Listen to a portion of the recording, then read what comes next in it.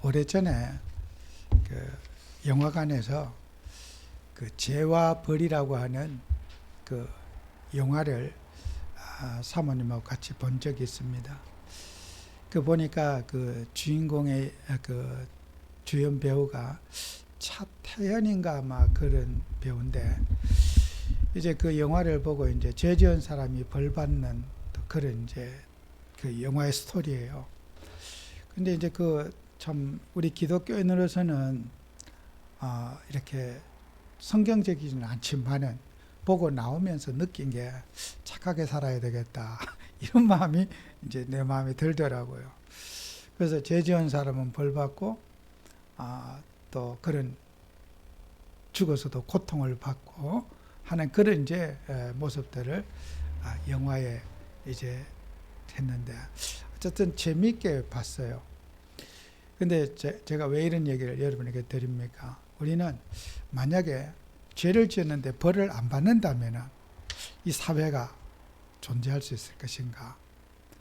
이거 우리가 예수를 믿는 하나님 자녀나 불신자나 죄 지으면 벌 받는다, 처벌 받는다, 이것이 없다면은 우리 예수님께서 모든 죄를 다 십자가에 용서하고 용서받은 우리는 어떤 죄를 지어도 괜찮다, 이렇게 된다면은 정말 우리 기독교는 건전하게 존재할 수 있을까? 우리가 역으로 한번 질문해 볼 필요가 있어요. 그래서 죄에는 반드시 대가가 따르고 처벌이 따르는 것이 구약의 법이고 예수님의 법이고 하나님 말씀이에요. 죄 지으면 반드시 징계를 받아야 된다. 그것은 주님이 우리 인간을 창조할 때부터 그렇게 인간은 죄와 벌은 같이 이렇게 엮여져 있는 거죠. 반대로 처벌이 없다. 죄 지었는데 처벌이 없다면 하나님과 인간 사이의 관계는 끝이 나는 거예요. 그 우리는 죄는 반드시 처벌이 따른다. 이것은 기독교인이든 불신자든 모든 사람이 공유하고 있는 공통된 이제 부분입니다. 우리 성경의 사상도 마찬가지예요. 구약에서도 예수님께서 이제 하나님 모세오경에도 도둑질하고 또 어떤 변상을 하고 그 죄에 대해서는 대가를 지불해야 된다고 하는 것이 우리 구약에서도 유대인들에게, 하나님의 백성에게 가르친 내용은 반드시 죄를 짓고 범죄를 하고 나면은 그에 대한 대가를 지불해야 된다. 이게 바로 기독교인의 구약의 법인 것이죠. 그러면 오늘 성경 말씀에도 예수님께서 이제 길 가는 소경이 있는데 제자들이 물어봅니다. 예수님, 이 소경된 것은 누구의 죄로 인함입니까? 이 사람은 태어날 때부터 소경되어 태어났는데 본인이 죄도 어머니 뱃속에 태어날 때부터 소경이었는데 부모의 죄 때문입니까? 본인의 죄 때문입니까? 하는 예수님께 질문을 했어요. 그 말은 유대인들은 뭐요?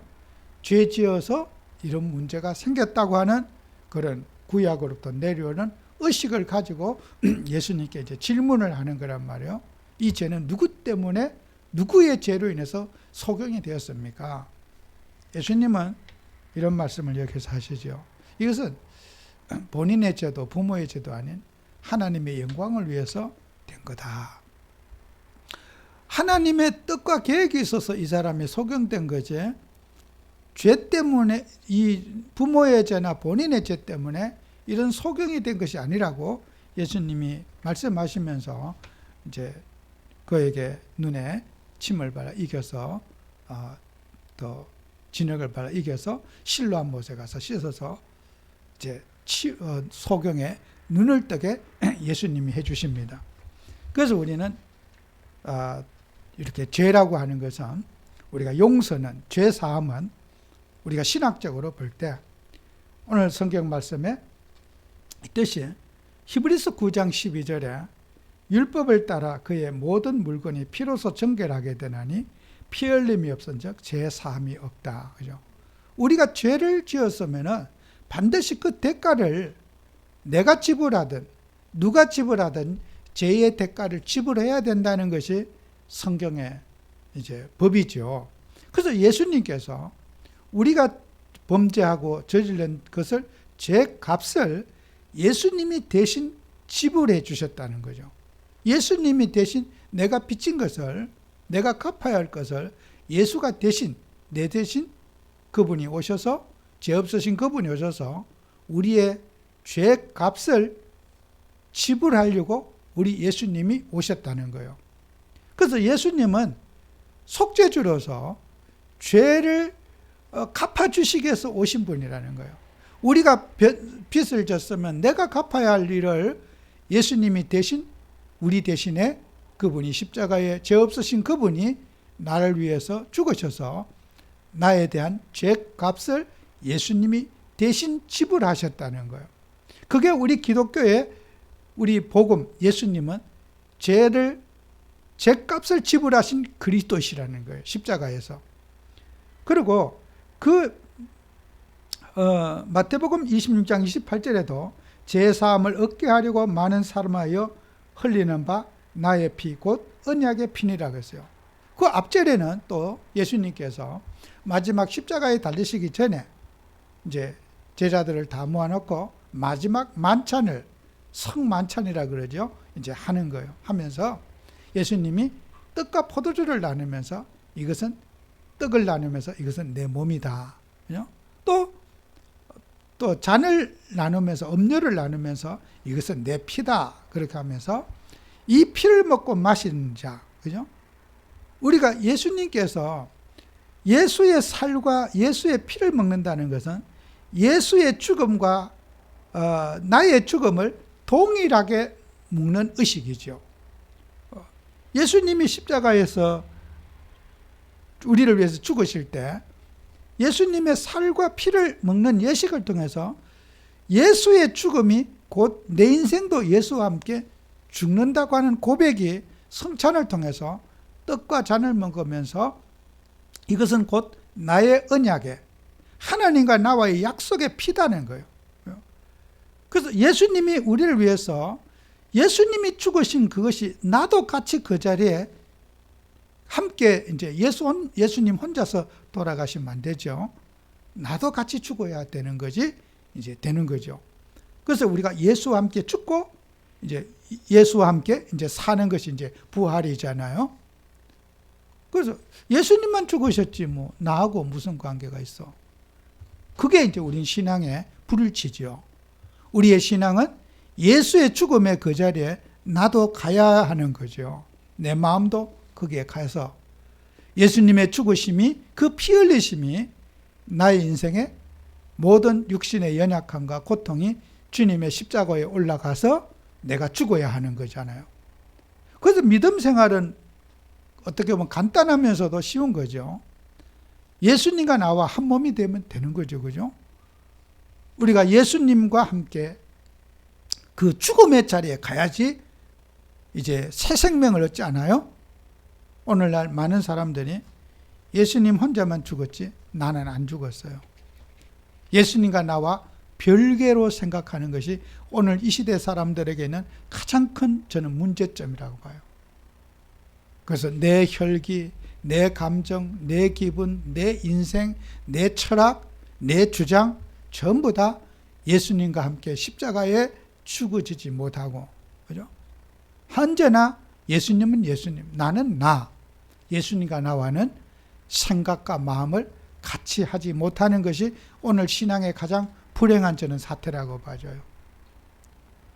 어떤 상황에 대해서, 상황이 이러니까 나는 이럴 수밖에 없다고 하는 상황에 대한 정당화, 변명, 그것이 바로 오늘날 이 시대는 예수님 혼자 죽었지 나는 그 자리에, 예수님의 자리에 가지 못했다는 거예요. 우리 모든 신앙의 가장 중요한 것은 구원의 관점, 오늘 두 번째 시간에서 중요한 것은 예수님이 우리에게 보이신 거기에 나도 거기에 같이 함께하는 것이 내 인생이 내가 예수님과 함께하는 것이, 그것이 우리 신앙의 본질이라는 거예요. 우리가 그 신앙의 본질을 회복해야 된다. 그리고 하나님은 아까도 처음에도 얘기했지만은 만약에 죄를 지었는데도 벌을 안 받는다. 처벌이 없다면 어떻게 돼요? 이 세상의 질서는 무너질 수밖에 없어요. 창세기 3장 속에 우리가 출생하고 제약세제 출생한 사람은 누구나 자기 탐욕을 채우고 죽이고 살인하고, 또 우리는 만약에 그런 사람에게 벌이 없다면, 살인자에게 벌이 없다면 우리는 아무나 사람들 자기 이익을 위해서 죽이기도 하고 뺏기도 하고 짐승 이하의 수준으로 인간은 살아갈 수밖에 없을 거예요. 그런데 하나님, 공의의 하나님께서는 죄 지은 자에게 처벌을 하시고 징계를 하심으로 인하여서 인간은 어떻게 해요? 자기의 육신의 소욕을 제어하는, 죄에 대해서 두려워하고 처벌에 대한 두려움, 그것 때문에 자기 행동을 제어하는 효과를 가지고 있다는 거예요. 그래서 죄에 대한 처벌은 인간에게 복이지 저주가 아니죠. 죄에 대한 처벌은 하나님의 뜻이고 하나님의 사랑입니다. 그죠? 죄를 지었는데 막 아무렇게나 살아도 괜찮다 이렇게 된다면 저주지요. 그죠? 하나님이 자기 백성과 자기가 만든 인간의 피조물들을 죄에 대한 처벌 규정을 둬서 인간을 통제시키고, 인간의 그런 사단 마귀에게 이끌림 받는 그런 인간의 소욕을 절제시키고 통제시키는 그런 역할을 통해서 이 사회와 국가와 인류를 아름답게 살아갈 수 있는 토양을 주님이 만들고 하나님이 만들고 계시다는 거예요. 그런 죄에 대한 처벌은 복이지요. 처벌이 없는 하나님은 어떻게 해요? 인간을 버리심이 아니겠습니까? 우리가 법정도 없고 우리 사회도 뭐 법도 없이 아무거나 해도 괜찮다 그러면은 그게 좋을까요? 범죄자에게는 죄가 불편할 수 있지만은, 그러나 대다수의 사람들은 그 법에 대해서 고마움을 갖게 돼요. 그 법 때문에 우리 생명을 보존할 수 있잖아요. 강도들에게 어떤 우리 집을 지킬 수가 있잖아요. 법 때문에. 법이 무서워서 남의 집에 물건 훔치러 못 가잖아요. 뺏고 싶은데도 참는 거잖아요. 그죠? 법은 어떻게? 축복이지 저주가 아니죠. 법이 불편한 사람은 마음을 고치고 하나님을 앞에 자기 인생을 고쳐야 될지, 법은 많은 사람을 보호하고 사람을 이렇게 사회적 공동체를 이루어가는 중요한 역할을 하는 것이 법이라는 거예요. 그래서 우리 기독교인들은 법에 대한 감사, 또 준법 정신, 법을 잘 지키는 그것은 하나님의 뜻이에요. 우리 앞으로 나라의 정치 지도, 법을 잘 지키는 사람을, 그게 정치인의 덕목의 1순위예요. 법을, 어떤 그 사람의 학력 그런 건 중요하지 않아요. 저는 그래요. 법을 잘 지킬 수 있는 사람. 그 법 나는 필요 없어. 내가 편하게 하면 돼. 이런 사람은 시골에 농사 짓고 이런 거는 자기 혼자 사니까 괜찮아요. 그러나 사회를 이끌어가는 지도자는 어떻게 해요? 법정신이 강해야 된다는 거예요. 법을 존중하고 내가 불편하더라도 법의 테두리 안에서 일도 하고 공부도 하고 또 우리가 백성을 돌봐야지. 법의 테두리를 벗어난 지도자는, 그 지도자로서 우리 기독교인은 반대입니다. 어떤 경우도 저는 그 반대예요. 그 사람이 아무리 인물이 좋고 학력이 좋고 탁월한 능력을 가졌더라도 저는 개인적으로 그렇습니다. 전과를 범했던 사람은 다시 전과를 재범할 확률이 많습니다. 일시적인 실수로 사람이 전과를 저질렀다고 사람들 실수라고 말하지만 그 실수가 아니에요. 인격입니다. 그 인격은 잠복되어서 또 같은 범죄를 반드시 살아가면서 저질게 되어 있어요. 그렇기 때문에 우리가 사람을 검증할 때, 죄송하지만 제가 인권을, 전과자는 조심하셔야 돼요. 전과의 경력이 있는 분들에게는 인간관계 할 때 항상 주의를 하셔야 된다. 그 사람 왜 이력서를 회사가 오지? 이력서를 가져오라고요. 범죄 경력 왜 봅니까? 그 사람을 파악할 수 있는 가장 객관적인 진단이 이력서예요. 그래서 어디 가서 이력서 가져오라 그러는 거예요. 그 이력서 그거 감추고 싶은데 그건 내가 실수해서 있는 건데 그걸 왜 까발리고 내가 이 창피를 당해야 됩니까? 그 사람은 평생을 통해서 그 자기의 인생의 결함과 싸우고 내가 지도자가 되라면 하지 말아야 돼요. 그게 그 사람이 사는 길이에요. 나는 그때 실수했고 어렵고 힘들어서 내가 그랬기 때문에 그거는 지나간 얘기야. 그것은 안 되는 거예요. 그래서 우리가 대한민국 국가의 법도 전과자들은 뭐 자격을 좀 국회의원, 대통령, 적어도 이런 중요한 요직은 좀 법으로 정해가지고 출마를 못하다든지 어떤 뭐 규정을 둬야 되지 않을까. 그게 우리가 민주사회로 가고 앞으로 공의를 실천해 나가고 정의 사회를 실천해 나가는 하나님 보시기에 아름다운 국가를 건설하는 전 최소한의 기준이라고 생각되어져요. 근데 지금 문제는 국회의원들이 다 전과자가 많아서 법은 아마 제 말이지 제가 헛소리하고 지금 있는 거지 뭐 제가 정치적인 얘기하려고 아닙니다. 근데 법은 개정이 안 될 것 같아요. 그분들이 자기가 뭐 다 지금 사표 내야 되니까 안 할 것 같아요. 그냥 성경적인 얘기 말씀이지 사회에 실현될 가능성 우리 사회에 현재로서는 저는 없다고 봐져요. 그래서 죄책과 죄책의 목적과 죄책의 느끼는 곳이자 우리가 사람이 죄책감을 느낀다. 그거는 인간에게 하나님이 죄책감을 인간에게 주셨다는 거예요. 그래서 요엘서 2장 12절 14절에 보면은 여호와의 말씀에 너희는 이제라도 금식하고 울며 애통하고 마음을 다하여 내게로 돌아오라 하셨나니 너희는 옷을 찢지 말고 마음을 찢고 너희 하나님 여호와께 돌아오라 그랬어요. 우리가 사람에게 죄책감을 느낄 때 그때 용서가 있는 거예요. 죄책감이 없는 사람에게 나 당신 용서해 이건 안 되는 거예요. 하나님은 죄책감을 가진 사람에게 용서가 있는 거죠. 그죠? 아담과 하와가 죄를 지었어요. 그는 죄를 짓고 죄책감에 빠져서 또 에덴 동산에 피하여 숨었어요. 하나님이 찾아오셨어요. 아담아 어디 있느냐 하고 물었어요. 예, 하나님을 두려워해서 제가 피하여 숨었나이다 그랬어요. 왜 두렵냐? 예, 제가 뻘거벗고 있어서 너의 벗었음을 누가 알려줬느냐? 하나님 물어요. 범죄한 인간은 하나님을 두렵고 죄책감에 극도의 죄책감을 시달려서 하나님을 피하게 될 때 그때 어떻게 해요? 하나님이 그 죄책감에 시달리고 있는 아담을 어떻게 버리지 아니하시고 하나님이 찾아오셨어요. 용서를 위해 죄책감과 두려움에 떨고 있는 사람에게 어떻게 하나님이 아담을 찾아오셨잖아요. 내가 이런 죄를 지었어. 어떡하지? 돌이킬 수 없는 죄를 지어서 두려워서 하나님을 피하고 있을 때 하나님이 찾아오셨단 말이에요. 그 죄책감은 뭐예요? 죄책감 속에 용서의 하나님이 거기에 나타나신 거란 말이에요.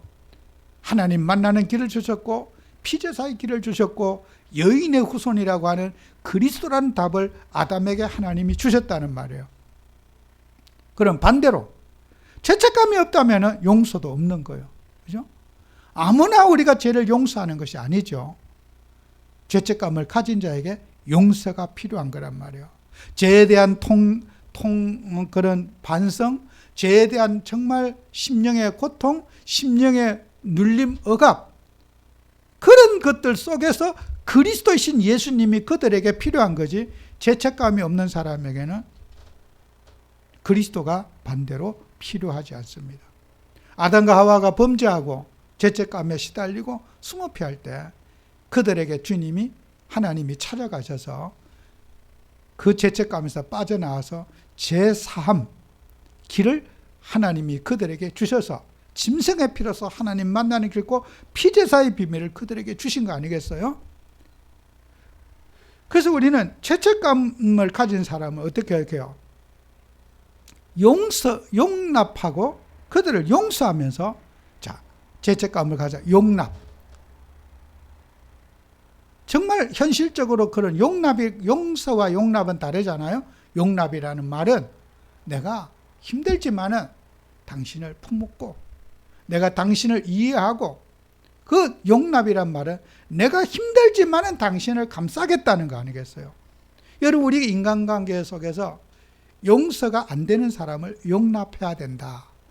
그게 하나님 뜻이에요. 내가 용서할 수 없는 사람, 하나님의 뜻이 용서하라고 했으니까 우리가 용납하고 살아야 된다는 거예요. 정말 저 사람 나 죽을 때까지 용서하네. 나 저 사람 죽을 때까지 용서하고 싶지 않아. 그런 사람을 우리가 용납할 수 있어야 된다는 거예요. 그게 바로 신앙의 본질이라는 거죠. 그래서 하나님은 인간을 죄책감을 갖도록 인간을 창조하셨다. 그죠? 그래서 조금 전에 얘기한 대로 인간은 죄책감을 느끼게 하나님이 하시고, 창세기 3장 11절 설명한 내용이죠. 그래서 우리는 하나님 자녀는 마지막으로 건설적인 슬픔이라고 하는 신학적인 제가 용어를 이 자리에 썼어요. 설교가 조금 딱딱하더라도 이해를 하셔야 돼요. 이 건설적 슬픔이라는 것은 아주 인간에게 파괴적인 슬픔이 있고 희망의 슬픔이 있는 거죠. 그죠? 죄에 대한 통렬한 반성을 하고 가슴 아프고 회개하고 눈물 흘리고 그런 것은 건설적인 슬픔이라는 거예요. 그죠? 아주 희망과 인간을 행복하게 하고 유익하게 하는 슬픔이라는 거예요. 그죠? 똑같은 슬픔, 눈물이 똑같은 눈물이 아니라, 인간을 파괴시키는 눈물이 아니라 인간을 살리는 눈물, 그거는 우리가 반성, 뉘우침, 우리 인생의 그런 선한 삶을 위해서 살아가려고 하는 그 마음의 그런 또 하나님의 뜻에서 벗어난 그 일에 대한 통렬한 자복, 그런 것들을 통해서 어떻게 해요? 그런 슬픔을 통해서 우리는 새로운 이제 시작을 하게 되지 않겠습니까? 그런데 그런 슬픔이 없다면은 우리의 잘못에 대해서 슬픔이 없고 또 느낌이 없다면은 그것은 불행한 거겠죠. 그래서 다윗은 그런 참 시편에 보면은 다윗은 죄를 짓고서 많은 마음의 심령의 고통을 많이 받았어요. 그것은 다윗을 그 고통은 멸망이 아니라 다윗을 새롭게 살게 하는 인생의 발판이 된 거예요. 그 고통은. 그것을 저는 건설적인 슬픔이라고 표현한 거예요. 그래서 다윗은 시편 51편 1절에 보면은 하나님이여 주의 인자심을 따라 내게 은혜를 베푸시며 주의 많은 긍휼을 따라 내 죄악을 지워 주소서. 그죠? 자기 자신의 죄악을 하나님께 지어달라고. 3절에는 물론 나는 내 죄가를 아오니 내 죄가 항상 내 앞에 있나이다. 다윗은 자기 자신에 대해서 나는 늘 죄가 내 앞에 있고 죄가 나를 고통을 주고 죄를 나를 억압하고 있다고 하는 거죠. 다윗도 늘 피제사 드리고 양을 잡고 짐승을 잡는 예배하는 사람이 있잖아요. 그러나 다윗은 어떻게 해요? 극심한 죄책감을 가지고 살아갔다는 거예요. 그 죄책감 속에 어떻게 해요? 하나님의 위로가 있고 하나님의 긍휼과 자비가 다윗의 인생에 있었다는 거예요. 저는 이것이 성경적인 회개관이다. 그래서 우리가 이런 것에 또 8절에 내게 즐겁고 기쁜 소리를 들려주시사 주께서 꺾으신 뼈들도 즐거워하게 하소서. 내가 죄 때문에 어떤 어려움을 당하고 문제를 당한 것까지도 뼈를 꺾는 아픔이 있다 할지라도 그것으로 인해서 행복하게 해달라는 거예요. 자식이 죽어나고 전쟁이 일어나고 반란이 일어난 것까지도 하나님, 내가 살아가는데 저것이 인생의 발판이 되고 교훈이 되고 즐거움이 되게 해달라고 하는 기도잖아요. 그죠? 다윗은. 불신자들이 받는 그런 저주가 아니라 그것이 하나님의 영광이 되게 해달라고 하는 거예요. 전쟁이 난 것도 하나님의 영광이 되고 자식이 죽은 것도 하나님의 영광이 되고 반역이 일어난 것도 하나님의 영광이요, 왕위에 쫓겨난 것도 뼈를 꺾는 아픔이 있다 할지라도 나를 하나님 앞에 바르게 세우시려고 하는 그 주님의 사랑에 항상 즐거워하게 해달라고 하는 다윗의 기도가 아니겠어요? 그 아픔, 건설적인 아픔이라는 거예요. 우리는 세상 살아가면서 많은 사람들이 고난을 당하고 어려움 당하여 그 고난을 인해서 하나님을 더 가까워하고 또 우리가 주님의 말씀 앞에 세워질 수 있다면 그 고난은 아름다운 고난이고 그 슬픔은 정말 영광의 슬픔인 거예요. 그래서 오늘 우리는 세상이 주는 고통과 신성한 고통은 다르다. 그죠? 우리 성도들이 받는 고통은 신성한 고통. 주님이 함께하는 고통이고 주님이 인정하는 고통이고 주님의 위로가 있는 고통이에요. 불신자들이 하나님 몰라서 저주와 재앙 속에 살아가는 그 고통과 신자의 고통은 다르다. 그걸 우리는 꼭 기억해야 됩니다. 우리는 고통이 저주가 아닌 우리 인생을 바르게 잡고 있는 하나님의 열심이고 하나님이 우리 인생에 개입하셔서 우리를 바르게 살도록 세상을 정복하며 미래를 살리는 그런 주역이 되도록 하나님이 우리 인생을 간섭하는 축복입니다. 그래서 오늘도 우리가 정말 제가 신학적인 내용을 여러분에게 설교해서 조금 딱딱합니다. 그러나 제가 시베리아 신학교 강의하면서 혼자는 많은 준비에 통역이 안 돼갖고 설교를 제가 정말 너무너무 화가 나 힘들었어요. 어떻게 전달을 이렇게 해야 될지 그 통역하는 사모님이 신학을 하지 않은 분이라 제 말을 알아듣지를 못해서 너무너무 제가 힘들고 정말 악몽을 꾼 것처럼 힘들었어요. 말이 전달이 안 되니까. 그죠?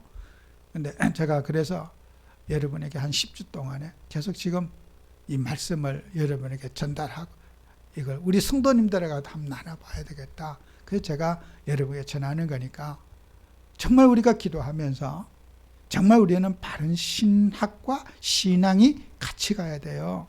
기분과 감정에 따라서 막 이렇게 정말 향방 없이 주장하는 그런 것들은 저는 옳지 않다고 봐집니다.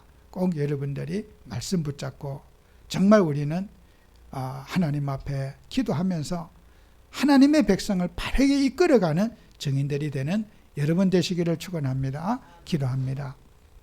주님, 우리에게 하나님이 은혜를 주셔서 정말 우리는 사제의 축복을 누릴 뿐만 아니라 또 우리를 징계하시고 우리를 간섭하시는 주의 사랑에 감사하며 살아갈 수 있도록 인도하시고 세상에 가는 길로 가지 아니하고 주님이 원하는 길을 갈 수 있도록 주님이 항상 간섭하시며 이끌어 주심에 감사하는 한 주가 되도록 축복해 주옵소서. 예수님 이름으로 기도합니다. 아멘.